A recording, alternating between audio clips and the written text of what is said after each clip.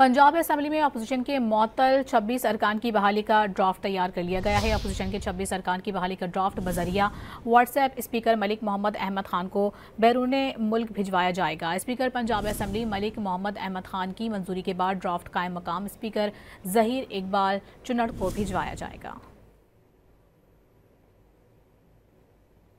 Punjab assembly में opposition के मुअत्तल 26 अरकान की बहाली का ड्राफ्ट तैयार कर लिया गया है। अपोजिशन के 26 अरकान की बहाली का ड्राफ्ट बजरिया व्हाट्सएप स्पीकर मलिक मोहम्मद अहमद खान को बैरून मुल्क भिजवाया जाएगा। स्पीकर पंजाब असेंबली मलिक मोहम्मद अहमद खान की मंजूरी के बाद ड्राफ्ट कायम मकाम स्पीकर जहीर इकबाल चुनड़ को भिजवाया जाएगा।